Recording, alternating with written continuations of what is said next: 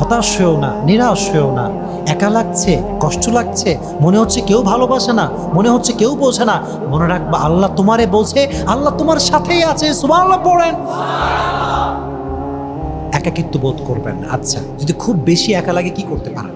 কথাগুলো খুব মনোযোগ দিয়ে শুনবেন। একাকিত্ব দূর করার জন্য প্রথমে যে কাজটি আপনি করবেন সেটা হচ্ছে accept your loneliness as a mercy from your lord. এই যে একাকিত্ব বোধটা আপনি করছেন, এটাকে আল্লাহর রহমত হিসেবে গ্রহণ করবেন। কেন হুজুর কষ্ট পাচ্ছি আমি, রহমত কেমনে হয়? আরে ভাই, কিছু কিছু একাকিত্ব আমাদেরকে নতুন করে বাঁচতে শেখায়। কিছু কিছু একাকিত্ব এটা আমাদেরকে বোঝায় যায় যে দুনিয়াতে আসলে আপন বলতে কেউ নাই, দুনিয়াতে সব স্বার্থের খেলা, দুনিয়াতে তো আমার একমাত্র আপন একজন, তিনি কে? এটা একাকিত্ব বোধ আমাদেরকে নতুন করে শিখিয়ে দেয়। আর মনে রাখবেন, একটা হাদিস শোনাই, মনোযোগ দিয়ে শুনবেন, একদম দিলের কান দিয়ে শুনবেন। যদি আপনার একাকিত্ব, আপনার কষ্ট, আপনার দুঃখ, আপনার ডিপ্রেশন আপনাকে জাস্ট 1 ইঞ্চি আপনার রবের কাছে নিয়ে যায়, এটা আপনার রবের পক্ষ থেকে বিশাল বড় একটা উপহার। সুবহানাল্লাহ পড়েন। If your depression, your loneliness, your calamities, your sadness brought you closer to Allah, even on inch, just on inch, that is the gift from your Lord. দুঃখ, কষ্ট, হতাশা যদি রবের দূর থেকে আমাদেরকে কাছে নিয়ে আসে, আল্লাহ বলছে এটা আমার পক্ষ থেকে পাঠানো তোর জন্য একটা উপহার, সারপ্রাইজ। সুবহানাল্লাহ পড়েন। Accept your loneliness as a mercy from your Lord. একাকিত্ব এটা আল্লাহর রহমত। এই চিন্তা যখন করবেন তো দেখবেন যে আপনি হালকা ফিল করছেন। রাজি আছেন তো ইনশাআল্লাহ? Good, very good. আচ্ছা, যখন খুব একা লাগবে তো অন্তত এই কথা মাথায় রাখবেন যে একা আছি, ভালো আছি, একা আছি, ভালো আছি। যদি লাইফে কেউ আসে আর যদি ছ্যাঁকা একবার দিয়ে দেয়, আমি তো বেকা হয়ে যাব। অন্তত একা আছি, ভালো আছি, কেউ কষ্ট দেওয়ার সুযোগই পাবে না। কথা বলেন ঠিক কিনা? I am okay, I am okay. অন্তত পক্ষে মানুষের দেওয়া কষ্টের থেকে আপনি দূরে আছেন। আলহামদুলিল্লাহ পড়েন। যখনই আপনি ডাবল হবেন, ছায়া খাওয়ার আশঙ্কা খুব বেশি, কষ্ট পাওয়ার আশঙ্কা খুব বেশি। সো আপনার ডিপ্রেশন কাজ করতে পারে। তো হালাল জীবন সঙ্গিনী না আসা পর্যন্ত আপনি যে একা আছেন, এটার জন্য সবসময় পড়বেন আলহামদুলিল্লাহ। মন খুলে সকলে পড়েন আলহামদুলিল্লাহ। 1 নাম্বার। 2 নাম্বার দোয়া। বলেন 2 নাম্বারে কি? যদি একাকিত্ব দূর করতে চান, দুটো হাত তাহাজ্জুদের নামাজে আল্লাহর কাছে তুলবেন। আল্লাহকে বলবেন, আল্লাহ তুমি জানো যে আমি অনেক একা, তুমি জানো আমার কেউ নাই, কেউ আমাকে বোঝে না, কেউ আমাকে বোঝার মতো নাই, কেউ আমাকে ভালোবাসার মতো নাই, সব স্বার্থপর এই দুনিয়ায়। আর আমি যদি চাই একাকিত্ব দূর করবার জন্য হারাম কোনো রিলেশন করতে পারি, হারাম কোনো সম্পর্ক করতে পারি, তবে শুধুমাত্র তোমার দিকে তাকিয়ে, তোমার ভালোবাসায় আমি কোনো হারাম রিলেশনশিপ করছি না, আমি কোনো হারামে যাচ্ছি না। আর তুমি তো আমার মনের খবর জানো, তুমি না আমার রব, তুমি অতি দ্রুত আমার একাকিত্ব দূর করে দাও। যদি এমন দোয়া করতে পারেন, অচিরেই আল্লাহ তাআলা আপনার দোয়া কবুল করে নেবে। সুবহানাল্লাহ পড়েন। আল্লাহর কাছে বেশি বেশি দোয়া সকলেই করবেন তো ইনশাআল্লাহ, মাশাআল্লাহ। 3 নাম্বার, এটা হচ্ছে লাস্ট মেন্টালি আল্লাহর সঙ্গে কানেক্ট হবেন। Let me explain. আপনি রাজশাহীর বাসিন্দা, আমরা সবাই থাকি কোথায়? রাজশাহী। যদি আপনি ঢাকায় যান, মনে রাখবেন আমাদের যে একাকিত্ব এটা 2 প্রকার। এটা কয় প্রকার? সায়েন্টিফিক এক্সপ্লেনেশন ভালো করে বুঝবেন। এই লোনলিনেস হচ্ছে 2 প্রকার। একটা হচ্ছে ফিজিক্যালি লোনলিনেস, আরটা হচ্ছে মেন্টালি লোনলিনেস। শারীরিকভাবে আমরা কেউ একা না। এই যে আমি এখানে বসে আছি, ওয়াজ করছি, কত মানুষ এখানে। মানুষ সামাজিক জীব, মানুষ একা হতে পারে না, মানুষ একা হতে পারে না। সমস্যা কোথায়? আপনি রাজশাহী থেকে ঢাকায় গেছেন, ফোন দিচ্ছেন, মারে মা কেউ নাই রে মা, আমি বড় একা। ঢাকা শহরে এত মানুষ, পা ফেলার জায়গা নাই, আপনি একা কেন? প্রশ্ন আছে না নাই? প্রশ্ন আছে এই জন্য যে ভাই শারীরিকভাবে সবাই আপনার সঙ্গে আছে, মেন্টালি আপনার সঙ্গে কেউ নাই, কেউ না, কেউ বুঝবেন আমাদের থাকবোই না, বাড়ি যাবো কেন? মেন্টালি আপনি কারোর সঙ্গে কানেক্টেড নন, ফিজিক্যালি আপনি কানেক্টেড। তো একাকিত্ব লাগে কখন জানেন? যখন মেন্টালি আপনি মনে করছেন যে আসলে আমার লাইফে কেউ নাই। তো মেন্টালি যখন এটা বিশ্বাস করতে পারবেন কেউ নাই, আছে কে? এই বলেন বলেন বলেন, আছে কে? কেউ বোঝে না, বোঝে কে? তো যখন মেন্টালি এটা বিলিভ করতে পারবেন যে আমি একা হতেই পারি না, আমার রব তো আমার সঙ্গে আছে, আমার রব তোমাকে দেখতেই পাচ্ছে, আমার রব তোমাকে বুঝতেই পারছে, যদি এটা মেন্টালি বিলিভ করতে পারেন, দেখবেন আপনার যে একাকিত্ব বোধ এটা অটোমেটিক্যালি দূর হয়ে যাবে। সুবহানাল্লাহ পড়েন। রবের সঙ্গে মেন্টালি কানেক্টিভিটি বাড়াবেন। রাজি আছেন ইনশাআল্লাহ?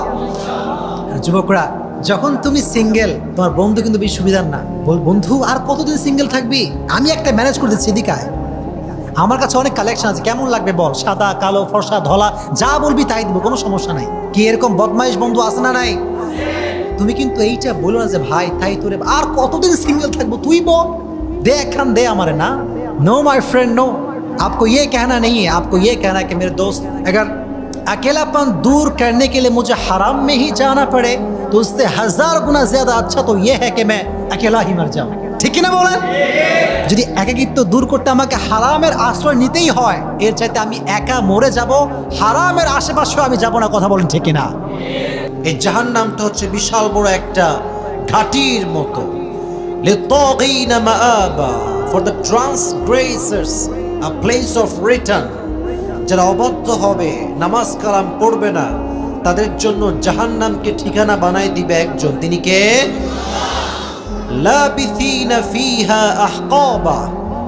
আল্লাহ টাইম লিমিটেশন বলছে, কতদিন তারা সেখানে বসবাস করবে। আল্লাহ বলছে they will live there for age, যুগের পরে যুগ তারা সেখানে বসবাস করবে।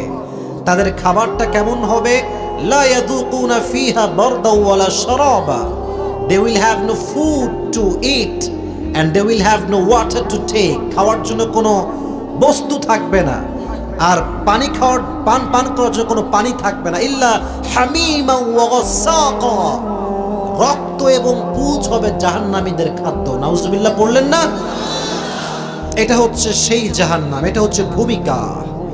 আচ্ছা যুবক ভাইয়েরা, আমার কথার প্রশ্ন উত্তর দাও। জাহান্নামে শাস্তি দেওয়ার উত্তর জানলে বলবেন, হয় চুপ থাকবেন। জাহান্নামে শাস্তি দেওয়ার সবচেয়ে বড় বস্তু বা মাধ্যমের নাম কি? মাশাআল্লাহ, কে বলেছ? হাত তুলো দেখি আগে। মাশাআল্লাহ, খুব ভালো, হাত নামাও। সবাই বলেন এবার নামটা কি? এদিকে শুনে বলেন তো ভাই, নামটা কি? ফায়ার, আগুন। আপনার ফায়ার সার্ভিসের নাম শুনছেন? যেখানে আগুন লাগে সেখানে ফায়ার সার্ভিস চলে যায়। আচ্ছা, একটা সময় আমরা রান্না করতাম চুলায়। আমার বাড়ি হচ্ছে খুলনা বাগেরহাটে। আমরা যখন গ্রামের বাসায় ছিলাম তখন দেখতাম যে সব সময় রান্না হতো চুলাতে। But then time has totally change now. এখন আমরা যেটা রান্না করি এটার নাম হচ্ছে গ্যাস, গ্যাসের চুলা। আছে না নাই? দেখবেন আমরা যখন গ্যাসের চুলা বাসায় নিয়ে আসি খুব ভয়ে থাকে কখন যেন সিলিন্ডার বাস্ট হয়ে যায়। ব্লাস্ট হলে তো জীবন শেষ। ঠিক আছে যুবক ভাইয়েরা? আগুনকে আমরা বড্ড ভয় পাই, ন্যাচারালি মানুষ হিসেবে খুব ভয় পাই। আচ্ছা, একটা মনে করেন একটা মোমবাতি। এই কতবার বলতে হয়? প্লিজ কথা বলবো না। এটা একটা মোমবাতি। যুবক ভাইরা বলো এটা কি? আমি জাহান্নামের আগুনটা খুব খুব হাদিস থেকে ঠান্ডা হয়ে বোঝাবার ট্রাই করছি। এখানে আগুন জ্বলছে, এই যে মোমবাতির আগা আগুন জ্বলছে। আমি বললাম, এই যুবক, I will give you just 1 crore টাকা, তোমাকে আমি 1 কোটি টাকা দিব। কি কাজ হুজুর? তুমি just you have to put your hand in the fire just for 5 minutes। তুমি তোমার হাতটা এই আগুনে জাস্ট 5 মিনিট এমনে রাখবা। Will you agree with this? No। আপনি বলেন হুজুর 1 কোটি টাকা লাগবে না, ওই 1 কোটির চাইতে আমার একটা আঙ্গুলের দাম বেশি। তুমি কখনো একমত হবা না। 5 মিনিট আমি রাখবো না হুজুর। আমি তো বিশ্বাস করি আমার এই হাত যদি বেঁচে থাকে 1 কোটি কেন, আমি 10 কোটি টাকাও কামাই করতে পারবো। ঠিক না? দুনিয়ার আগুনের ক্ষেত্রে আমরা 5 মিনিট রাখতে রাজি না। হাদিস শোনেন এবার। আল্লাহর হাবিব বলেছেন জাহান্নামের আগুন দুনিয়ার আগুনের চাইতে 70 গুণ বেশি তাপ হবে। নাউজুবিল্লাহ পড়েন। 70 গুণ বেশি তাপ হবে।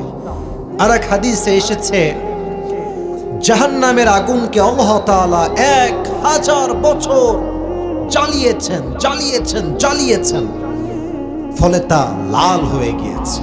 আর এক হাদিসে আসছে ওই আগুনকে আল্লাহ তাআলা আবারও 1000 বছর জ্বালিয়েছেন, ফলে তা সাদা হয়ে গিয়েছে। আবার 1000 বছর জ্বালিয়েছেন, ফলে তা কালো হয়ে গিয়েছে। তিরমিজির হাদিস। এখন যে জাহান্নামের আগুনের রংটা আমরা একটু অনুধাবন করি যে লাল রং না, জাহান্নামের আগুনের রংটা এখন কোন কালার হয়ে আছে? ব্ল্যাক, ব্ল্যাক কালার, কালো হয়ে আছে, ভয়ঙ্কর একটা রূপ ধারণ করে আছে। এটা হচ্ছে আমার হাত, আয়াত শুনেন, এটা হচ্ছে আমার হাতের কি বলেন তো? চামড়া, ত্বক, মাই স্কিন। যখনই কোনো যুবকের হাতে, নারীর হাতে জাহান্নামের আগুনের একটু স্পর্শ লাগবে, তার দেহের চামড়াগুলো খসে খসে পড়ে যাবে, একদম খসে পড়ে যাবে। লা তুবকি ওয়ালা তাযার, it will not leave them alive nor will it leave them dead, না মারবে না বাঁচাবে, আপনার অবস্থা খারাপ করে দেবে। আচ্ছা প্রশ্ন এখন, হুজুর এই যে আপনি বলছেন যে জাহান্নামের আগুন লাগলেই চামড়া খসে পড়ে যাবে, চামড়া খসে গেলে আবার শাস্তি কেমন করে হবে? এই প্রশ্ন নাস্তিকদের মাঝে আছে না নাই? নাস্তিকরা বলবে, এই কিরে তোরা তো বলিস যে আগুন লাগলেই দেহ শেষ, তাহলে আবার কেমন করে আল্লাহ শাস্তি দিবে? কোরআনে আল্লাহ জবাব দিয়েছেন। আল্লাহ তাআলা বলছেন, কুল্লামা নাদিজাত জুলুদুহুম বাদদালনাহুম জুলুদান গায়রাহা লিয়াযুকুল আযাব। যখন কোনো বান্দার চামড়া পুরে ছারখার হয়ে যাবে, গলে পচে যাবে, সঙ্গে সঙ্গে ওই জায়গায় নতুন চামড়া আবার লাগিয়ে দিবে একজন, তিনি কে? সঙ্গে সঙ্গে আল্লাহ তোমার চামড়া চেঞ্জ করে ফেলবে। Until the day of judgement আল্লাহ will punish you like this. যতদিন কিয়ামত কায়েম না হবে ততদিন পর্যন্ত এভাবেই জাহান্নামের আগুনে মানুষগুলো পুড়তেই থাকবে, পুড়তেই থাকবে, পুড়তেই থাকবে। বলেন নাউজুবিল্লাহ। এবার আসেন জাহান্নামের আগুনের ভয়টা কেমন থাকা উচিত। মাথায় রাখবেন, যার হৃদয়ে আল্লাহর ভয় আছে সে কখনো সুদ খেতে পারবে না। যার হৃদয়ে আল্লাহর ভয় আছে সেই মেয়ে কখনো বোরকা পরে পার্কে পার্কে বাদাম খেয়ে প্রেম করতে পারবে না। না এরকম মেয়ে নাই ভাই, আমি নিজে দেখেছি, তুমি বললেও আছে না বললেও আছে। তো মাথায় রাখবে, একটা কথা বলে দিই এখানে, হাদিস বলতে গিয়ে মনে আসলো। আসলে দেখেন, বোরকাটা আসলে মানুষ বোরকা হিসেবে আজকাল পড়ছে না, অনেক মেয়ের ফ্যাশন হিসেবে পড়ে, অনেক মেয়ে 3-4টা প্রেম করে, এখন বাপ মা দেখলে তো সমস্যা হবে। তাই মুসলমানদের বোরকাকে হারাম কাজের হাতিয়ার হিসেবে তারা ব্যবহার করে। এটা জাহান্নামের আগুনের ভয়ের কোনো নমুনা নয়। আচ্ছা আপনারা সবাই একজন সাহাবী, তার নাম হচ্ছে আবু বকর রাদিয়াল্লাহু তাআলা আনহু, নাম শুনেছেন আপনারা সবাই? সাহাবাদের মাঝে জাহান্নামের আগুনের ভয় কেমন ছিল আমি হাদিসগুলো শেয়ার করছি। দেখেন, আমাদের দেশের প্রধানমন্ত্রীর নাম কি যুবক ভাইয়েরা? শেখ হাসিনা। তৎকালীন সময় যিনি প্রাইম মিনিস্টার ছিলেন তার নাম ছিল খলিফাতুল মুসলিমিন আবু বকর রাদিয়াল্লাহু তাআলা আনহু। আবু বকর একবার ঘরে আসলেন, স্ত্রীর কাছে বসলেন। স্ত্রী বলেন, ইয়া খলিফাতুল মুসলিমিন, আপনার সন্তান আপনার কাছে একটা আবদার করেছে, একটা জিনিস খেতে চায়। কি নাম তার বলো তো দেখি? বলছে তার নাম হচ্ছে সারিদ। আমাদের দেশে বলেন তো মুরগির গোস্তের দাম বেশি না গরুর গোস্তের দাম বেশি? তৎকালীন সময়ে আরব বিশ্বে সবচাইতে দামি খাবারের নাম ছিল সারিদ। তো প্রধানমন্ত্রীর কাছে টাকা পয়সা কম থাকে না বেশি থাকে ভাই? বেশি থাকে। তো তিনি বলছেন যে মাফ চাই, আমার কাছে সারিদ খাওয়ানোর মতো কোনো টাকা পয়সা নাই, তুমি আমার সন্তানদের কাছে মাফ চেয়ে নাও যে বাবা জান মাফ চেয়েছে, সারিদ খাওয়াতে পারবে না। চলে গেছেন। দীর্ঘ 2 মাস পরে তিনি আবার বাসায় আসছেন। এবার তার বউ একটা প্লেট নিয়ে এসে বলছেন, নেন ধরেন। কি এখানে বলো তো দেখি? বলছে এখানে সারিদ রাখা আছে। সুবহানাল্লাহ, আপনারা পড়লেন না সবাই? সারিদ এটা কই থেকে আসলো? আমি তো কিনি নাই, আমি তো টাকা দেই নাই। তো স্ত্রী বলছে, ইয়া খলিফাতুল মুসলিমিন, আপনি যে আমাকে প্রত্যেক মাসে হাত খরচের টাকা দেন বাড়ির জন্য, প্রত্যেক মাসে টাকা বাঁচিয়ে বাঁচিয়ে বাঁচিয়ে বাঁচিয়ে আজকে আমি সামান্য সারিদ ক্রয় করেছি। তো বলছে তাই তো, দাও আমি একটু খাই। উনি একটু খেলেন, খাওয়ার সঙ্গে সঙ্গে সোজা মজলিসে শুরা, সংসদ ভবনে চলে গেলেন। এই সবাই কোথায়? পুলিশ কোথায়? র্যাব কোথায়? রাষ্ট্রপতি কোথায়? সেনাপতিরা কোথায়? কাম হিয়ার, সবাই আসো এখানে, একটা বিশাল বড় পরামর্শের দরকার আছে। সবাই এক ডাকে চলে আসছে। কি খবর? এমার্জেন্সি কল কেন? আবু বকর ডাক দিয়ে বলছে, আমার প্রিয় সদস্য ভাইয়েরা শোনো, তোমরা আমাকে প্রত্যেক মাসে যেই ভাতা দাও, যে বেতন দাও, আস্তে কমায় দাও।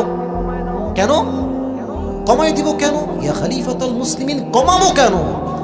বলছে এটা প্রমাণ হয়ে গিয়েছে আবু বকরকে যদি তোমরা এর চাইতেও কম বেতন দাও, তার সংসার চলে যাবে। সুবহানাল্লাহ পড়া। তার হিসাবটা কোথায়? যে কিরে, আমার টাকা বাঁচায় আমার ওয়াইফ সারিফ কেমনে কিনবে? নিশ্চিত টাকা বেঁচে গেছে। তো একজন দাঁড়িয়ে বলছে, ইয়া আমিরুল মুমিনিন, ইয়া খলিফাতুল মুসলিমিন, একটা আবদার। বলছে বলো। বলছে আচ্ছা আপনি তো আমাদেরই কাজ করেন, একটু বেতন বেশি থাকলে সমস্যা কি? খান না একটু, সমস্যা কি? আমাদেরই তো টাকা, আপনি খান। তো বলছে তোমার টাকা আমি খাবো বেঈমানি করে, গাদ্দারি করে, আর জাহান্নামের আগুনে আমাকে পুড়তে হবে। আমি সব সহ্য করতে প্রস্তুত, জাহান্নামের আগুন সহ্য করতে আমি প্রস্তুত না। সুবহানাল্লাহ পড়ে। আগুনের ভয় কাকে বলে? কাকে ভয় বলে? আজকে আমাদের জেনারেশন কোথায়? রাত 2টা 3টা পর্যন্ত পর্নোগ্রাফি মোবাইল ফোনে দেখে। আপনি ফজর নামাজে মসজিদে যাবেন, দেখবেন এলাকার ইমাম সাহেব, মুয়াজ্জিন সাহেব আর হাতে গোনা কয়েকজন মুরব্বী আব্বা যান, যাদের এক পা অলরেডি কবরে চলে গেছে, তারা মসজিদে আসে। বেশিরভাগ যুবক ফজরের নামাজটা পড়তে চায় না। জাহান্নামের আগুনের ভয় কোথায়? আচ্ছা বলেন তো আপনারা সবাই ওমরে ফারুক রাদিয়াল্লাহু তাআলা আনহুর নাম শুনেছেন সবাই? আচ্ছা জুমার সময় আমরা মেম্বারে দাঁড়িয়ে কি দেই? খুতবা। তোমরা বলো যুবকেরা কি দেই? খুতবা। খুতবা দিচ্ছেন। জাহান্নামের আগুনের ভয় কাকে বলে? আমার কথার ধার বুঝবেন, পয়েন্ট বুঝবেন। দাঁড়িয়েছেন খুতবা দেওয়ার জন্য। আমি যে এটা পরে আছি, আমার দেহের পোশাকটা, এটা কি পাঞ্জাবি না? এইদিকে কয় না, ভয়টাই পাচ্ছেন নাকি আপনারা ভাই? আচ্ছা বলেন তো, বাংলাদেশে আমরা যে পাঞ্জাবি পরে, যে ভাই পাঞ্জাবি পরে আছে, পাঞ্জাবি কি লং হয় না শর্ট হয়? শর্ট। আর জুব্বা যেটা আমরা পরি, এটা কি হয়? লং। পাঞ্জাবি দেখবেন হচ্ছে আপনার এই যে হাঁটুর একটু নিচে আসে, আবার কেউ হাঁটু বরাবর পরে। আর জুব্বা যেটা হয় দেখবেন একদম টাকনু বরাবর আসে। ঠিক আছে না যুবক ভাইয়েরা? ওমর ফারুক একটা জুব্বা পরেছেন, একটু লম্বা, ইটস টু লং। একজন বলছে খুতবার মাঝে, এই ওমর, ওমর কি খবর, এত জুব্বা লম্বা কেন? রাষ্ট্রটাকে মেরে খেয়েছো নাকি? নাউজুবিল্লাহ বললেন না? এই কথা যদি আমাদের দেশের কোনো দায়িত্বম্যান মানুষকে বলে কেউ, ওর চামড়া তারপর দিন খুঁজে পাওয়া যাবে না। দেখে না বলে। ওমর ফারুক তো সাধারণ মানুষ নয়, হি ওয়াজ এ প্রাইম মিনিস্টার, খলিফাতুল মুসলিমিন। চুপচাপ আছে, কোনো জবাব দেয়। তার সন্তানের নাম হচ্ছে আব্দুল্লাহ ইবনে ওমর। সে দাঁড়িয়ে গিয়েছে, বলছে এই ভাই শোনো, জবাবটা আমি দিচ্ছি, আমার থেকে শুনে নাও। আমার আব্বাজান খলিফাতুল মুসলিমিন ওমর ফারুক রাদিয়াল্লাহু তাআলা আনহু এই মক্কার জমিনে, মদিনার জমিনে সবচেয়ে লম্বা পুরুষ যিনি, তার নাম হচ্ছে ওমর ফারুক। সুবহানাল্লাহ পড়েন। তো রাষ্ট্রের পক্ষ থেকে কোনো কথা বলতো না। রাষ্ট্রের পক্ষ থেকে প্রত্যেক বছর 2টা জুব্বা আসে। কয়টা জুব্বা যুবক ভাইয়ারা? On for me and another for my father. একটা আমার জন্য, অন্যটা বাবার জন্য। তো এবার যে জুব্বাটা এসেছে এটা একটু শর্ট হয়ে গিয়েছে। আচ্ছা একজন প্রাইম মিনিস্টার যদি জুব্বাকে পাঞ্জাবির মতো করে পরে, এটা কি মানায়? কথা বলেন না কেন? মানায়? মানায় না। হ্যান্ডসাম মানুষ হ্যান্ডসাম হয়ে চললেই মানায়। তো এখন কি করা যায়? জুব্বা হয়ে গেছে শর্ট। চাইলে তিনি কোষাগার থেকে নতুন টাকা নিয়ে নতুন জামা বানাতে পারতেন, বানান নাই।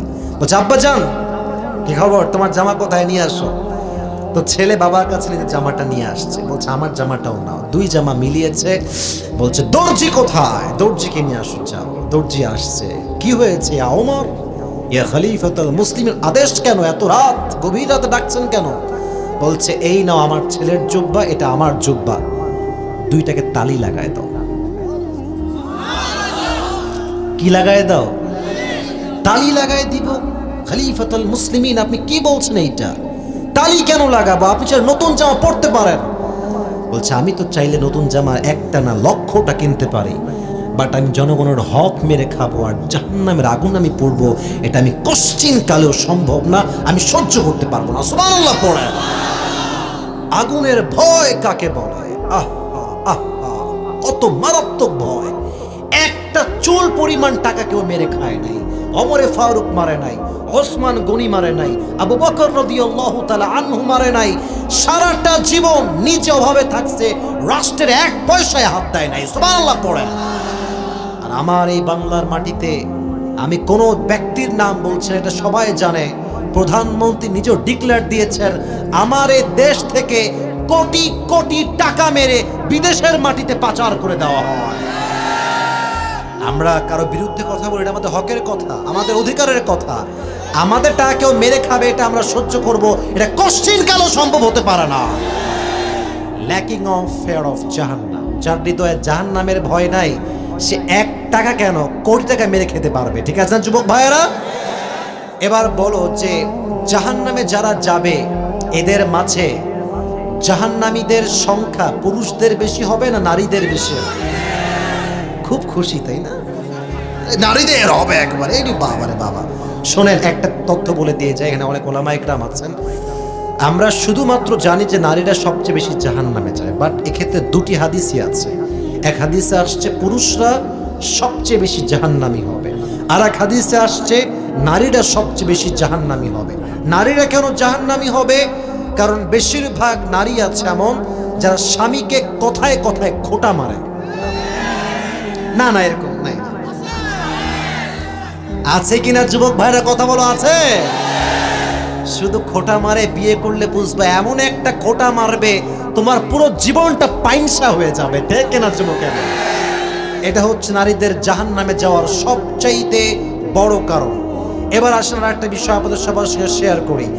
জাহান্নামে মানুষ কোন কারণে সবচাইতে বেশি যাবে? সবাই নামাজ। বলেন নামটা কি? নামাজ। বলা হবে ইয়াতাসাআলুনা আনিল মুজরিমিনা মা সালাকাকুম ফি সাকার। জাহান্নামীদেরকে প্রশ্ন করা হবে, জাহান্নামে তোমাদের কোন জিনিসটা জাহান্নামে নিয়ে আসছে বলো, কোন গুনাহ তোমাদেরকে জাহান্নামী বানিয়েছে বলো। তারা বলবে ক্বালু লাম নাকু মিনাল মুসাল্লিন, আমরা সব আদায় করতাম, সব করেছি, বাট নামাজটা পড়ি নাই, নামাজ আমরা আদায় করি নাই। ওমর ফারুক একটা হাদিস শোনাই, নামাজ কাকে বলে, নামাজ পড়া কাকে বলে। একবার ওমর ফারুকের কাছে একবার এক অগ্নি উপাসক আসছে, তার নাম হচ্ছে আবু লুলু আল মাজুসি। নামটা একটু কঠিন, আমাকে বলেন। আবু লুলু আল মাজুসি, অগ্নি উপাসক। ইয়া ওমর, আমার মুনিব আমার কাছে প্রত্যেক দিন 6 দিরহাম চার্জ করে। কয় দিরহাম? বলেন না কেন, কয় দিরহাম? তো আমি তো গরিব মানুষ, এটা দেওয়া পসিবল না, আমি দিতে পারি না, আমার জন্য একটু কমায় দেন। এটা আসলে আমার দ্বারা হয় না।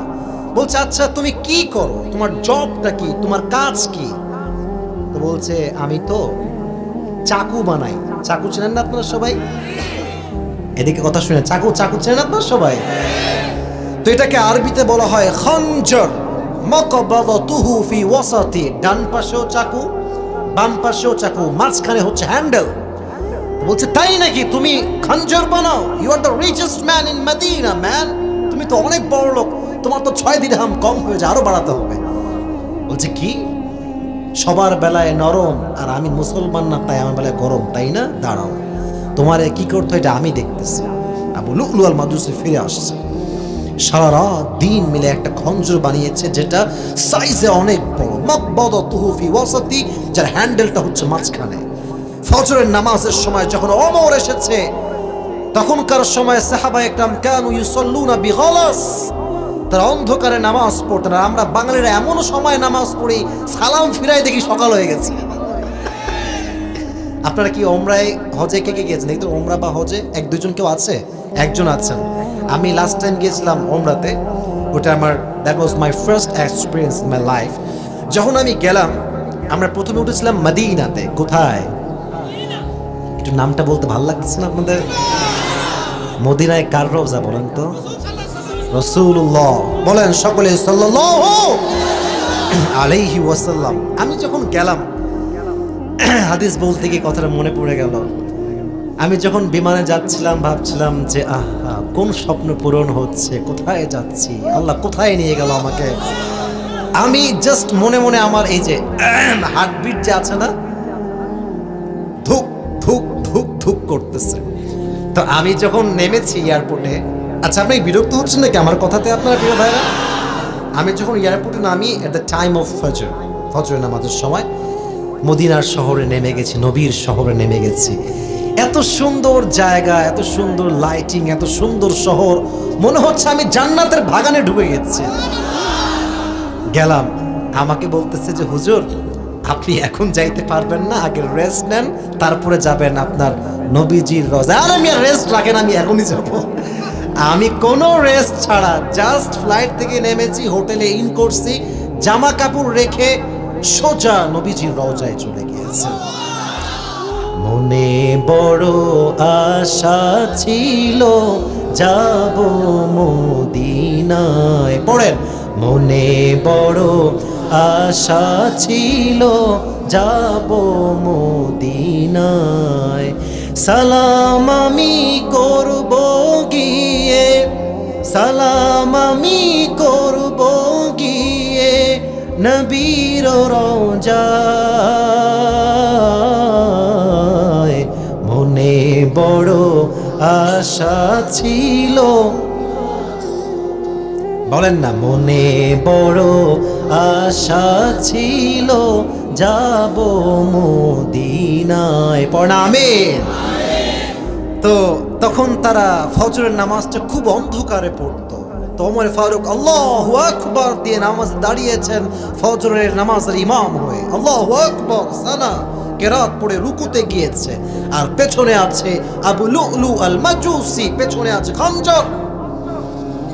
ওমর যখন রুকুতে গিয়েছে সঙ্গে সঙ্গে ছুরিটা বের করে সোজা আমার পেটের দিকে তাকান, এমনি ধরে ওমর ফারুক এই পাশ দিয়ে ঘুরায় তিনটা পোস্ট মারছে, তিনটা স্ট্যাবিং করছে, একদম ঘুরায় এমনি তিনবার স্ট্যাবিং করছে। এত ধারালো ছুরি যে ওমর ফারুকের ভেতরে যে নাড়ি ভুড়িগুলো ছিল এমনি সব বের হয়ে গেছে। নাউজুবিল্লাহ পড়েন সবাই। ওমর ফারুক কোনো কথা নাই, বলছে কাতালানি আল কাল, আমাকে একটা কুকুর মেরে ফেলেছে, আমাকে বাঁচাও। সব সাহাবা একরাম দৌড় দিয়ে আসছে, যে সাহাবা একরাম কিছু নামাজ ছিল কেউ তাকে বাঁচিয়েছে, আর তার জায়গায় একজন ইমামকে দেওয়া হয়েছে, তাকে ধরে নিয়ে আসা হলো বাহিরে। অমর সেন্সলেস, কোনো জ্ঞান নাই, অজ্ঞান হয়ে আছে। রাষ্ট্রীয় চিকিৎসক সবাই আসছে, অমরকে বাঁচাও। খলিফাতুল মুসলিমিন এমন এক বাদশাহ যার শাসন আমলে সিংহ, বাঘ, হরিণ এক পানিতে তারা পানি খেয়েছে, এক ঘাটে তারা পানি পান করেছে, এমন একজন শাসক ছিলেন। তো সব চিকিৎসকরা এসে বলছে অমর একটু পানি নাও, একটু পানি খাও। পানি যখন মুখে দিয়েছে এইভাবে পানি দিচ্ছে, নাভি দিয়ে বের হয়ে যাচ্ছে, পানি দিচ্ছে এইভাবে বের হয়ে যাচ্ছে, দুধ দেয় বের হয়ে যায়। রাষ্ট্রীয় চিকিৎসকরা বলল অমরের হায়াত আর বেশি দিন বাকি নাই, অমর শেষ। তো অমর ছিল অজ্ঞান, হঠাৎ করে সেন্স ফিরে আসছে। এবার আসেন মূল হাদিসের মূল কথা। অমর জ্ঞানে এসে বলে নাই যে আমার রাষ্ট্র গেল কোথায়, আমার ছেলে গেল কোথায়, মা গেল কোথায়, না। অমর প্রথমেই বলছে আসল্লান নাস, আমি যে ফজরের নামাজের ইমাম হয়েছিলাম এই নামাজ থেকে মানুষ আদায় করেছে। সুবহানাল্লাহ পড়ে। নামাজ কাকে বলে, নামাজের গুরুত্ব কাকে বলে, মৃত্যুর শেষ মুহূর্তে এসে তিনি বলেছেন আসল্লান নাস, হ্যাভ দে পারফর্ম দ্য সালাহ, তারা কি নামাজ আদায় করেছে। উনি এটা বলে বুঝিয়ে দিয়েছেন জাহান্নামে যদি পড়তে না চাও নামাজ ছাড়া কোনো গতি তোমার কাছে নাই। ঠিক না বলো যুবকেরা? আরো ছোট্ট একটা আমল আপনাদের সবাইকে শিখাই দিয়ে যাই। যদি জাহান্নাম থেকে বাঁচতে চান প্রত্যেক দিন এশারের নামাজের পরে সূরা মুলক তেলাওয়াত করবেন ইনশাআল্লাহ। বললেন না আপনারা সবাই? এদিকে শুনে নেন, জোরে বলেন ইনশাআল্লাহ। আচ্ছা হুজুর আমি তো তেলাওয়াত করতে পারি না, আমার খুবই কাঁচা একটা অবস্থা। ভাই খুবই সহজ, অ্যান্ড্রয়েড ফোন আছে না নাই? জাস্ট ঘুমানোর আগে সুন্দর করে বালিশের কাছে সূরা মুলক তেলাওয়াত করে শুনবা, একা শুয়ে শুয়ে শুনবা, পড়লে যে সব, শুনলে আল্লাহ সেই সব দিয়ে দিবেন। আরেকটা আমল শিখিয়ে দিয়ে যাই, শিখবেন নাকি শেষ করে দিব ভাই আপনাদের? এই আমলটার নাম হচ্ছে তাকওয়া। যার হৃদয়ে ভয় থাকবে একজনের, তিনি কে? যাদের হৃদয়ে আছে আল্লাহর ভয় তারা কবু পথ ভুলে যায় না। পড়েন, আল্লাহর প্রেম ছাড়া এই দুনিয়ায় কারো কাছে কোনো কিছু চায় না। ঠিক না? ওমরে ফারুক রাদিয়াল্লাহু তাআলা আনহুর জামানায় একজন যুবক তার কাছে আসতো। এই তো যুবক ভাইরা তোমাদের কথা বলছে, ভালো করে শুনবা। এসে বলছে, ইয়া ওমর, আমার হৃদয়ে আল্লাহর ভয় খুবই কম, আপনি দোয়া করেন যে আল্লাহ আমার ভয় বাড়িয়ে দেয়। ওমর দোয়া করলেন, আল্লাহ তার হৃদয়কে তাকওয়া দ্বারা ভরপুর করে দিল। এখন যুবক তো ওমরের পাগল, সবসময় ওমরের কাছে আসে। এবার ওমরে ফারুকের বাসার পাশে আরেকজন নারীর বাসা, যে সুন্দরী গুণবতী নারী। সে সবসময় যুবককে দেখতো, যে যুবক খুব সাদামাটা মনের মানুষ। সে সবসময় চাইতো যুবককে তার জালে ফাঁসাবার জন্য। তো যুবক তো আল্লাহর ভয় আছে, কখনো সে খারাপ কাজ করবার জন্য উদ্বুদ্ধ হয় না। তো একদিন সেই যুবকটা মেয়ের পাল্লায় পা দিয়ে ফেলেছে, কারণ মেয়েদের যে ব্রেন, এটা বড্ড ক্রিটিক্যাল ব্রেন। ওরা ওদের ব্রেইন দিয়ে যে কোনো যুবককে 1 মিনিটে ওয়াশ করে ফেলতে পারবে। মাথায় রাখবা, মেয়েরা যুবকদের চরিত্র নষ্ট করে 2টা জিনিস দিয়ে: 1 পোশাক, 2 নাম্বার ফেসবুক আইডি। তোমরা ঠিক বলো না কেন যুবক ভাইয়ের? কথা কি মিথ্যা না সত্যি? অনেক মেয়ে ভাই 3 বাচ্চার মা, আর ফেসবুকে লেখে অ্যাঞ্জেল প্রিয়া, অ্যাঞ্জেল সাদিয়া। यार हम जाए तो जहां जाए कहां और बोले तो बोले क्या? হ্যাঁ, কি বলবো? 3 বাচ্চার মা লেখে বাবার রাজকন্যা। লে আমি ভাবি যে কি রে, এটা কি কথা? এটা কোনো কথা হইল? আর যুবকরা মনে করে ইয়ার ইয়ে তো কনফার্ম জান্নাতি হ্যাঁ, জায়গা মতো একটা পেয়ে গেছি মাল, আমাকে এটা পটাইতে হবে। আরে পাগলা, ওটা মেয়ে না, তোর মায়ের বয়স। এটা পাগলা তো বুঝতে হবে। আল্লাহ এই সমস্ত মেয়েগুলোকে হেদায়াত দান করে পড়, আমিন। তো এই হাদিসটা খুব মনোযোগ দিয়ে শুনবেন। তারপর আরেকটা হাদিস বলে আমার দোয়া করবো। তো ওমর ফারুকের যুবক ওই মেয়ের পাল্লায় পড়ে গিয়েছে। রাত গভীর যখন হয়েছে, সেই যুবকটা মেয়ের বিশৃঙ্খলা করছে কেন? বসো, কোথাও? আচ্ছা যাও। ওর অবস্থা খুবই খারাপ, বুঝে গেছে, যাও। আচ্ছা শোনেন, 1-2 জনের 1 নাম্বার 2 নাম্বার লাগতে পারে, বাট একটা ইতিহাস হয়ে গেল আজকে যে আমি প্রায় 1 ঘন্টা হয়েছে উঠেছি, কোন যুবক কিন্তু উঠেছে। এটা দেখে আমি বুঝলাম যে দৌলতপুরের মানুষ কোরআনকে কলিজার ভেতর থেকে এরা ভালোবাসে। ওই যুবক যখন ওই মেয়ের কাছে যাবে, ঘরে যখন পা রাখবে, এইভাবে চৌখাটে পা রাখবে, তখনই একটা আয়াত শোনা, সে কোরআনের আয়াত, ইন্নাল্লাযীনা তাকাউ ইযা মাসসাহুম তাইফুম মিনাশ শাইতান তাযাক্কারু ফাইদাহুম মুবসিরুন। আয়াতের তর্জমা হচ্ছে এরকম, যে ব্যক্তির হৃদয়ে আল্লাহর ভয় আছে, যখন তাকে শয়তানের কোনো কুমন্ত্রণা স্পর্শ করে, তখন সে স্মরণ করে একজনকে। তিনি কে? আল্লাহকে স্মরণ করার সঙ্গে সঙ্গে আল্লাহ তার ঈমানের চক্ষুকে খুলে দেয়। সুবহানাল্লাহ পড়ে। এদিকে তাকান, এটা হচ্ছে মেয়েটার ঘরের দরজার চৌখাট, এটা হচ্ছে যুবকের পা। এমনি যখনই পা দিয়েছে, পা ফেলবে কি, আয়াত স্মরণ আসার সঙ্গে সঙ্গে যুবকটা উল্টে বাহিরে পড়ে গেছে, সেন্সলেস হয়ে গেছে। তো মেয়েটা বলছে, এই এটা মারা গেছে মনে হয়, তোলো। সেই মেয়েটা তাকে তুলে তার বাবার বাড়ির কাছে ফেলে আসছে। ফজরের নামাজের পর্যন্ত তার বাবা আসছে, দেখছে কিরে আমার ছেলে পড়ে আছে কেন এখানে, তোলো, ক্যাট আপ, বাবা ওঠো ওঠো, পানি দিচ্ছে। যখনই চোখ খুলেছে, সে তার বাবাকে সব ঘটনা খুলে বলেছে এবং সে আয়াতটা তেলাওয়াত করেছে। আয়াত তেলাওয়াত করে যুবকটা ওই তাকওয়া হৃদয়ে নিয়ে কালেমা পড়তে পড়তে আল্লাহর কাছে চলে গিয়েছে। সুবহানাল্লাহ, তো আসতে হয়ে গেল যে জোরে সোরে। ওমরে ফারুক আসছে জানাজা দেওয়ার জন্য, দাফন করবার জন্য। যখন দাফন দিয়েছে, ওমরে ফারুক বলছে, আব্বা জান লা তাহজান, টেনশন করবেন না। কোরআনে আল্লাহ বলেছেন, ওয়ালিমান খাফা মাকাম রাব্বিহি জান্নাতান, যেই বান্দার হৃদয়ে আল্লাহর ভয় থাকবে, তাকে আল্লাহ রাব্বুল আলামিন কবরের ভেতরে 2টা জান্নাতের মালিক বানায় দিবে। এই আয়াত যখন ওমরে ফারুক তেলাওয়াত করেছে, কবর থেকে ওই যুবকের আওয়াজ ভেসে আসছে। যুবক বলছে, ইয়া ওমর, আল্লাহ আমাকে অলরেডি 2টা জান্নাতের মালিক বানিয়ে দিয়েছে। হায়াতে সাহাবা অথবা তাফসীর ইবনে কাসিরে আপনি এটা পেয়ে যাবেন যে যুবকটা আল্লাহর ভয়ে মৃত্যুবরণ করেছিল তাকে আল্লাহ 2টি জান্নাত দান করেছে। সুবহানাল্লাহ পড়েন। তাহলে জাহান্নাম থেকে বাঁচতে হলে হৃদয়ে ভয় থাকতে হবে। একজনের আওয়াজ দিয়ে বলেন তিনি কে? শেষ কথা, শেষ হাদিস বলেন তো বিশ্বনবীর। আচ্ছা, শেষ ভালো যার। এই হাদিসটা মনোযোগ দিয়ে শুনবেন তো ইনশাআল্লাহ। প্রশ্ন করি, আচ্ছা আমি একটা অ্যানাউন্সমেন্ট দিচ্ছি। আচ্ছা, আমার পকেটে আজকে বেশি টাকা পয়সা নাই, মানি ব্যাগটা রেখে আসছি, না হয় আজকে পুরস্কার দিতাম। তবে একজন যুবক আমি চাই, যেই যুবকটা আমার ওয়াজ যখন আমার শেষ হবে আমি সেই ওয়াজটা একটু রিপিট করব, তারপর সেই যুবকটা চেষ্টা করবে আমার কথা অনুযায়ী আমার ওয়াজটাকে রিপিট শোনাবার জন্য। রাজি আছেন তো ইনশাআল্লাহ? তাহলে প্রশ্ন করি, বলেন তো বিশ্বনবীর জীবনের সর্বশেষ একটা শব্দ উচ্চারণ করেছেন, আসসালাত আসসালাত ওয়া মা মালাকাত আইমানুকুম, নামাজ ছেড়ে দিও না। ইন্তেকালের দিন যখন এসে গেল, বিশ্বনবীর জ্বর, প্রচন্ড পরিমাণে জ্বর, ডান বাম হতে পারছেন না, প্রচন্ড জ্বর।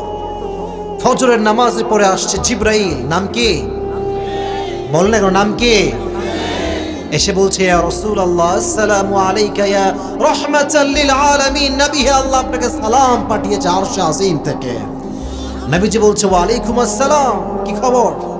বলছে নবী হে আজকে তো আমি একা আসি নাই, আমার সঙ্গে একটা গেস্ট আসছে, মেহমান আসছে। কে মেহমান? বলছে নিয়ে আসো। কে? বলছে ইয়া রাসূলুল্লাহ নাম হচ্ছে মালাকুল মউত। সুবহানাল্লাহ পড়ে।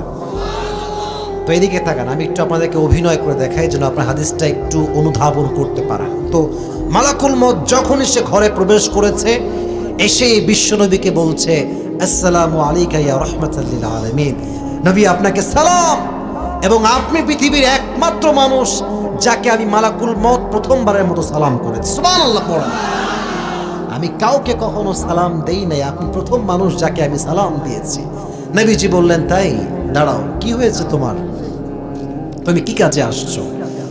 তো বলছে নবী হে আমি তো আসলে একটা কাজেই আসি, আর এই কাজটা আমি নিজে আসি না, আমাকে পাঠায় কে? বলেন না, বলেন না, তিনি কে? কি কাজ? বলছে আল্লাহ আমাকে পাঠিয়েছেন আপনার একটু। আচ্ছা আচ্ছা আচ্ছা, কিছু হয়নি, কিছু হয়নি। ওরা যুবক মানুষ, বাচ্চা মানুষ, ওরাই তো পাগলামি করবে ভাই। পাগলামি করবে কারা? এখন সারা দাড়িওয়ালা মুরব্বী লাফায়, এখানে ভালো লাগবে দেখতে পাই, এরাই লাফাবে।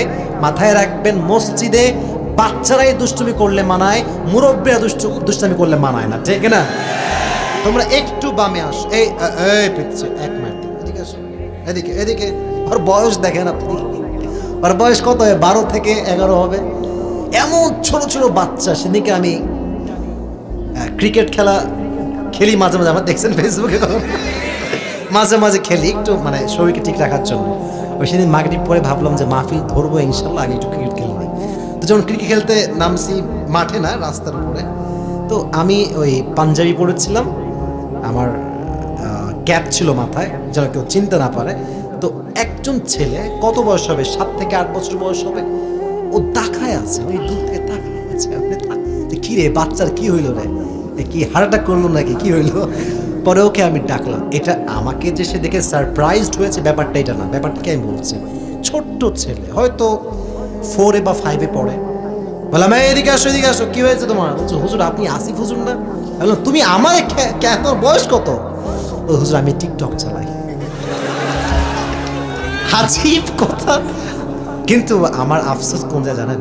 আফসোস তো এই জায়গায়, যখন আমি ওকে সুযোগ দিলাম সেলফি তুলতে, বয়স মাত্র 8 বা 9 বা 10 হবে, অ্যাভারেজ 10 বছর হবে। কুষ্টিয়ার ভাইরা মাফ করবেন আমাকে, এটা আমি বলে ফেলছি, আপনারা রাগ করবেন না। ওই যুবক, মাত্র যুবকও না, বাচ্চা ছেলে, 8-10 বছর বয়স হবে। ও যখন আমাকে জড়ায় ধরছে, একটা নিঃশ্বাস বের হয়েছে ওর মুখ দিয়ে, পুরোটা বিড়ির গন্ধে ভরা। ছি ছি, আপনারা হাসতেছেন, এটা হাসির বিষয় না। ও বাচ্চা ছেলে, ওর কাছে স্মার্টফোন, ও বিড়ি খায়। ও আজ বিড়ি খাচ্ছে, আগামীতে ও ইয়াবা খাবে। যুব সমাজ আজকে কোথায়? তো একটু চেপে বসো, আওয়াজ করবো না। তো আমি যেটা বলছিলাম, বিশ্বনবীর কাছে মালাকুল মউত এসে বলে ইয়া রাসূলুল্লাহ, আল্লাহ আমাকে আপনার রূহ কবজ করবার জন্য পাঠিয়েছে, বাট আল্লাহ আমাকে বলেছেন যদি আপনি যেতে চান তবে নিয়ে যাব, যদি আপনি থাকতে চান তবে আপনাকে রেখেই চলে যাব। সুবহানাল্লাহ পড়ে। তো দেখবেন মাঝে মাঝে আমাদের বেস্ট ফ্রেন্ড আমরা সবাই বসি 10 জন মিলে, একজন বলছে এই শোন কক্সবাজারে এখন রেলপথ চালু হয়েছে, ট্রেন চল ঘুরে আসি। তো দেখবেন 10 জন বন্ধু বসে থাকলে একজন বন্ধু সবার একটা বেস্ট ফ্রেন্ড থাকে, থাকে না? এই কিরে কক্সবাজার তো ভালোই ট্রেন চলছে, চল ঘুরে আসি মামা। তো যদি বেস্ট ফ্রেন্ড বলে যে চল মামা যাই, ওই বলবো আমিও যাবো চল। কথা বলো ঠিক আছে না? ঠিক আছে না? সবাই সবার বেস্ট ফ্রেন্ডকে ফলো করে। তো বিশ্বনবীর বেস্ট ফ্রেন্ড ছিল জিবরাইল, সুবহানাল্লাহ পড়েন। এবার আমার চোখের দিকে চোখ রাখেন। নবীজি ভাবে জ্বরের কারণে এমনি চোখ দিয়ে তাকাইছে, আমি দেখাচ্ছি সমস্যা নাই। বলছে ইয়া জিবরাইল তোমার মতামত কি, তুমি কি বলছো, আমার কি করা উচিত? তো জিবরাইল বলছে নবী হে, আল্লাহ আপনাকে দেখার জন্য আরশে আজিমে অপেক্ষায় বসে আছে, আপনার যাওয়া উচিত। বলছে তাই নাকি? ঠিক আছে আমি যাব, সমস্যা নাই। আইনা আয়েশা, হে আয়েশা তুমি কোথায়, আমার কাছে আসো, আমার কাছে তোমার শুভাগমন ঘটাও। আয়েশা আসছে, ইয়া রাসূলুল্লাহ এত ইমার্জেন্সি কল কেন, ডাকছেন কেন? বলছে আচ্ছা তোমাকে যে আমি কয়েক টুকরা গোল্ড দিয়েছিলাম, স্বর্ণ, হোয়ার ইজ দ্য গোল্ড, স্বর্ণগুলো কোথায়? নবী হে যত্নের সঙ্গে রেখে দিয়েছি। শোনো, সব স্বর্ণ আজকে আল্লাহর রাস্তায় দান করে দাও। নবী হে রেখে দেই, কাজে দেবে, আমার জন্য সন্তানদের জন্য, কোনো প্রয়োজন নাই, দান করে দাও। আমি বিশ্ব নবী আল্লাহর কাছে এমন অবস্থায় সাক্ষাৎ করতে চাই যখন আমার কাছে কিচ্ছু নয়। সুবহানাল্লাহ পড়েন। আমরা যারা আছি আমরা সব মধ্যবিত্ত পরিবারের সন্তান। মাথায় রাখবেন মাহফিল কিন্তু গুলশানে হয় না, ঢাকার মিরপুরে হয় না, মাহফিল কিন্তু ঢাকার উত্তরায় হয় না। যত তাফসীর মাহফিল মধ্যবিত্ত পরিবারের সন্তানরা আমরা করি, আর যত অডিয়েন্স আছে সবগুলো মধ্যবিত্ত পরিবারের সন্তানেরা। দেখেন হাদিস শুনেন, বিশ্বনবী বলেছেন জান্নাতে বড়লোকদের চাইতে গরিবরা 500 বছর আগে জান্নাতে প্রবেশ করে। তো অনেকে আবদার করে হুজুর বড়লোক আল্লাহ বানায় দিক, দোয়া করেন আরো বড়লোক হব। বড়লোক হন, আপত্তি নাই, যে আল্লাহর হতে পারে নাই তার বড়লোক হওয়ার কোনো দাম নাই। তারিক জামিল একটা কথা বারবার বলেন, जिससे सब कुछ मिला लेकिन अल्लाह ना मिला उसे कुछ भी ना मिला, और जिससे अल्लाह मिला कुछ भी ना मिला उसे सब कुछ मिल गया। सुबहानाल्लाह पढ़े। যে দুনিয়া পেলো আল্লাহকে পেলো না সে কিছুই পায় না, আর যে কিছুই পায়নি আল্লাহকে পেয়েছে সে সব কিছু পেয়েছে। ঠিক কিনা বলেন? তো নবীজি বলছেন দান করে দাও। তো যখন বললো ঠিক আছে নবী দান করে দিচ্ছি, কোনো সমস্যা না, আপনি যান, আপনি রেস্ট করেন। নবীজি শুয়ে আছে, যখনই মালাকুল মত রুহুকে কবজ করবার জন্য আসবেন তখনই বিশ্বনবী বলছেন আসসালাত আসসালাত আসসালাত ওয়া মা মালাকাত আইমানুকুম, উম্মতেরা যাই করো আর তাই করো, জাহান্নামের আগুন থেকে বাঁচতে চাইলে নামাজ ছাড়া কোনো গতি তোমাদের নাই। সুবহানাল্লাহ পড়ে। তোমার বিশ্বনবীর the last word that he has pronounced is as-salah. Repeatedly he has pronounced as-salah as-salah as-salah wa ma malakat aymanukum. এই যুবকদের জন্য আমার মেসেজ, আজ থেকে ফজরের নামাজটা আমরা জামাতের সঙ্গে পড়ব। রাজি আছো তো ইনশাআল্লাহ? এমনি দুটো হাত তুলেন সবাই, দুটো হাত তুলে বলেন ইনশাআল্লাহ। এবার হাত রাখেন, এটা উপরে হাত রাখেন, উপরে হাত রাখেন, উপরে হাত রাখেন, তাকবীর দেন নামাজ পড়তে বলেন লিল্লাহি তাকবীর। আল কোরআনের আলো, আল হাদিসের আলো, কোরআন হাদিস যেখানে, আলেম ওলামা যেখানে, হাত নামান। এবার আমি আমার যে ওয়াজটা এতক্ষণ করলাম সারাংশ বলবো। একজন যুবক আমি চাই, মেধাবী যুবক, যে যুবকটা প্রত্যেকটা জবাব দিয়ে দিবা। রাজি আছো তো ইনশাআল্লাহ? এবার আমি বলছি খুব মনোযোগ, এদিকে এই ক্যামেরাম্যান যারা, ক্যামেরা বন্ধ করো, এবার আমার কথা শোনো। সারা জীবন ফেসবুকে দেখলি বাপ, তুই কি আজকে মোবাইলে আমার দেখবি? What is this? আজকেও ক্যামেরা ঘোরায়, আজকে আমাকে সরাসরি দেখাতেন। ঠিক কিনা যুবকেরা? আজকে আমাদের আলোচনার মূল বিষয়বস্তু ছিল কি? শুনি নাই, জোরে, আরো জোরে। মাথায় রাখবেন জাহান্নাম। এই দুজন কয়ে যায়, ওই সাদা জুব্বা লাল গেঞ্জি, আচ্ছা আচ্ছা এদিকে দেখান। আচ্ছা, আলোচনার মূল বিষয়বস্তু ছিল কি প্রিয় ভাইয়েরা? জাহান্নাম। আমি বলেছিলাম জাহান্নামটা হচ্ছে একটা ঘাটির মতো। কিসের মতো? ঘাটির মতো। সব বলবো না, সারাংশ বলছি।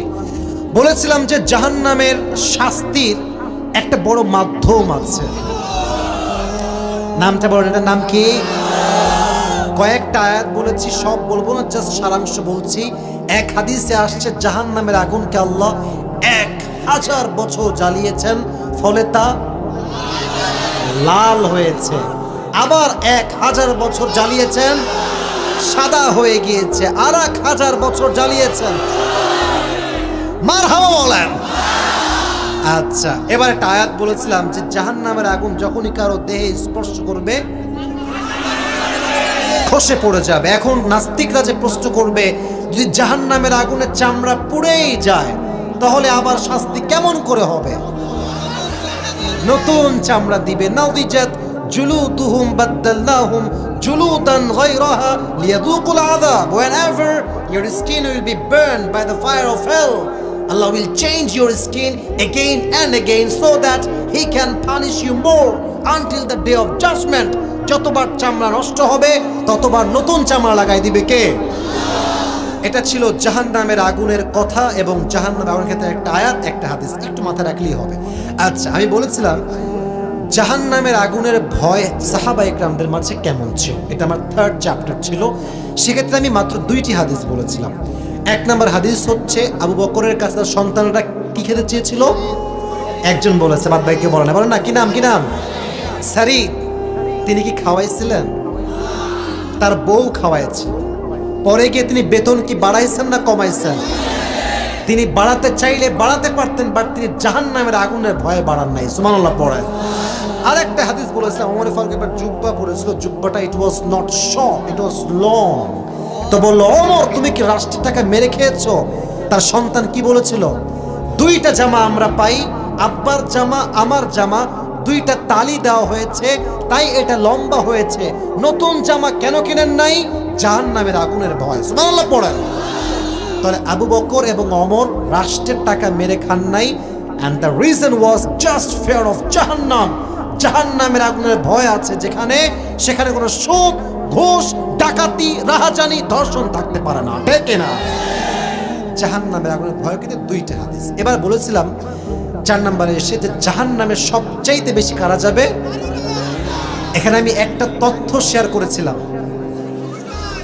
এক হাদিসে আসছে নারীরা যাবে বেশি জাহান্নামে, আর এক হাদিসে আসছে পুরুষরাও যাবে বেশি জাহান্নামে। অতএব এক পাক্ষিক একদম মেয়েরাই সব জাহান্নামে যা, সব জাহান্নামে যা, এটা বলা যাবে? বলেছিলাম জাহান্নাম থেকে বাঁচতে হলে 2টি কাজ করতে হবে। 1, টাইমলি সালাহ, যখন নামাজের সময় হবে নামাজ পড়বো তো ইনশাআল্লাহ। 2 নাম্বার বলেছিলাম যার হৃদয়ে ভয় থাকবে একজনের, তিনি কে? ওমর ফারুকের জামানায় যে যুবকটা আল্লাহর ভয় নিয়ে মারা গিয়েছিল, তাকে আল্লাহ কয়টি জান্নাত দান করেছে। আর নামাজের ক্ষেত্রে 2টি হাদিস বলেছি। ওমর ফারুক যখনই মারা যাবেন উনি একটা শব্দ বলেছিলেন, আসল্লান নাস, মানুষগুলো কি নামাজ পড়েছে কিনা? সুবহানাল্লাহ পড়লেন না? আর সর্বশেষ হাদিস আমি বলেছিলাম বিশ্বনবীর জীবনের শেষ কথা ছিল কি? আরো যে বড় নাম ছিল কি?